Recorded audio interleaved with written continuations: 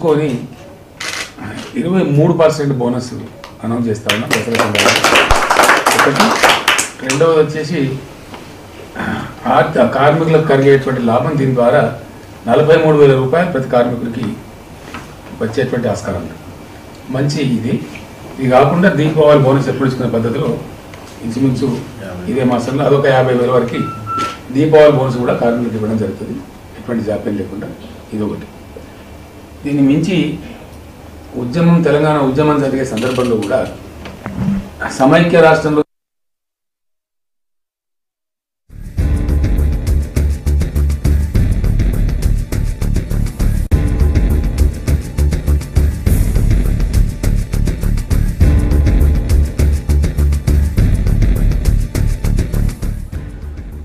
సింగరేణిలో డిపెండెంట్ ఉద్యోగాల పద్ధతిని పునరుద్ధరించేందుకు ఓకే చెప్పారు ముఖ్యమంత్రి కేసీఆర్. ఉన్నత స్థాయి సమావేశంలో సీఎం నిర్ణయం తీసుకున్నారు.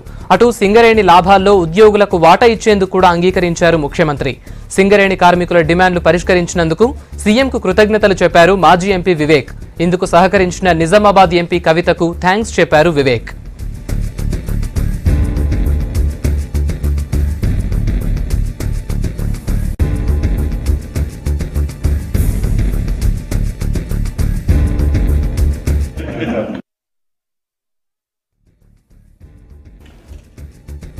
సంబంధించి ఒక 3 మంచి నిర్ణయాలు తీసుకోవడం జరిగింది.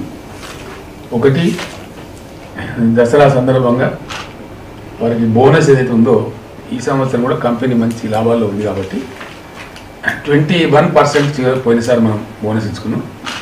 ఇప్పుడు కొంత పెంచుకొని 23% బోనస్ అనౌన్స్ చేస్తా ఉన్నాం దసరా సందర్భంగా. ఒకటి. రెండవది వచ్చేసి కార్మికులకు కలిగేటువంటి లాభం దీని ద్వారా 43,000 రూపాయలు ప్రతి కార్మికుడికి వచ్చేటువంటి ఆస్కారం మంచి. ఇది కాకుండా దీపావళి బోనస్ ఎప్పుడు ఇచ్చుకునే పద్ధతిలో ఇంచుమించు ఇదే మాసంలో అదొక 50,000 వరకు దీపావళి బోనస్ కూడా కార్మికులకు ఇవ్వడం జరుగుతుంది, ఎటువంటి జాప్యం లేకుండా. ఇదొకటి. దీన్ని మించి తెలంగాణ ఉద్యమం జరిగే సందర్భంలో కూడా సమైక్య రాష్ట్రంలో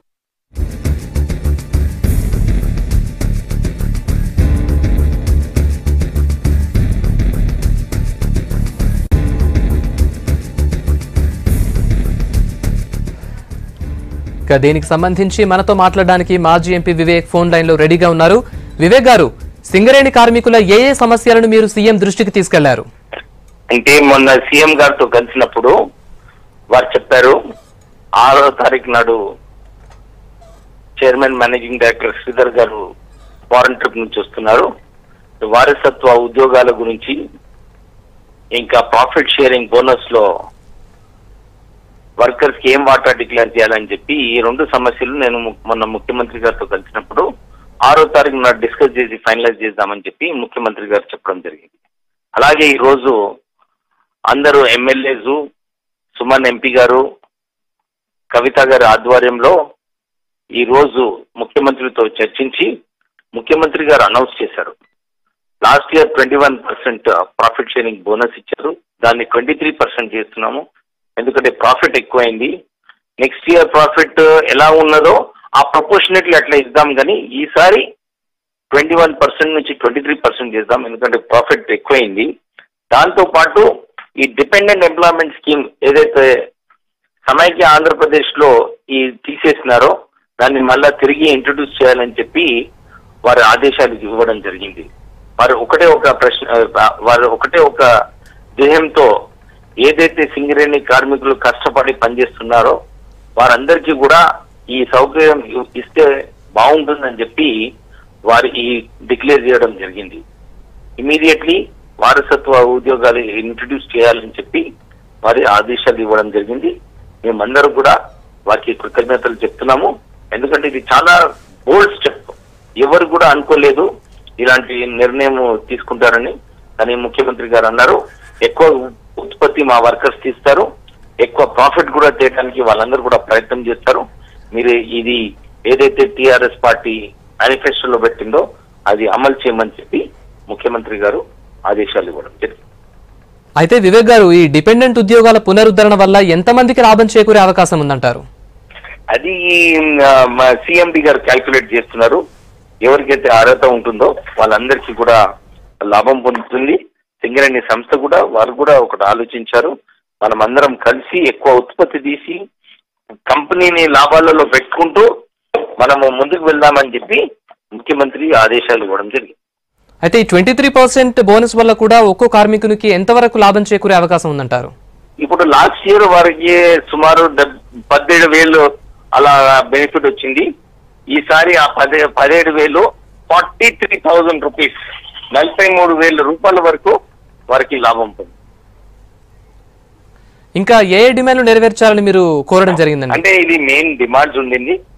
మా ముఖ్యమంత్రి గారు ఆదేశాలు ఇచ్చారు.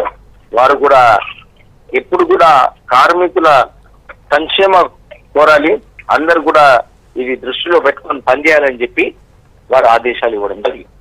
రైట్ వివేక్ గారు, thank you so much. Okay.